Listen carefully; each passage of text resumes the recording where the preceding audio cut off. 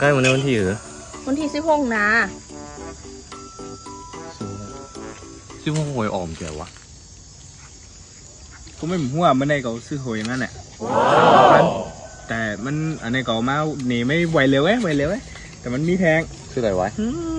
ซื้อประมาณก็อันนี้ก็มันเดี๋ยวเป็นชุดมี2 ใบใหญ่แต่ก็ซื้อมาประมาณ5 ชุด3,000นามันได้กูเลยรวยอ่ะมันซื้อก็เหลียวลาดก็ลาดหรอก็ได้ถูกหวยก็เหลียวเลยก็พวกเป็นลูกสัตว์เทลก็ได้ซื้อเลงไหมตั้งกินอันดีเก่าเงินมากกว่าวันนั้นเกี่ยวจับมือกับแต่ว่าจับมือก่อนก้มไปเลยต้นซื้อนะเลี้ยงน้องปี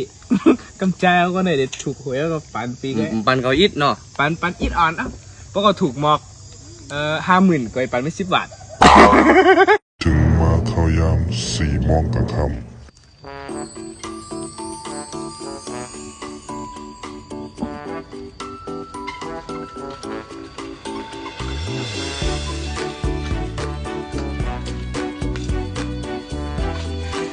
ไม่สั่งย่อยขอโทษหวยผมเตอร์เงี้ยวถูกหวยอ่ะเงี้ยกินนั่นน่ะกับแบงงวดนาไปซื้อหมาเนาะงวดงาโอ้ยกินมากๆเลยเว้ยงวดหน้าอย่างไรของเชี่ยเหรอหวยเงือเลี้ยงหนีก็ตึ้นถูกก็เตะหวยเงือก้นเงือทั้งหวยทั้งก้นนะ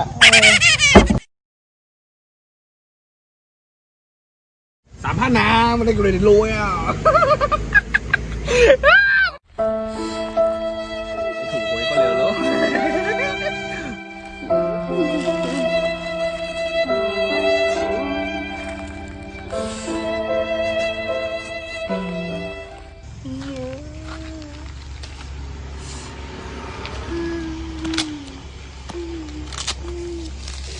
นี่ก็ตื่นถู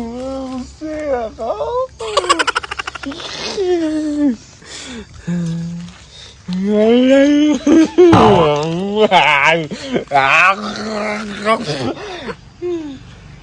แน่กันเนาะคนซื้อหวยก็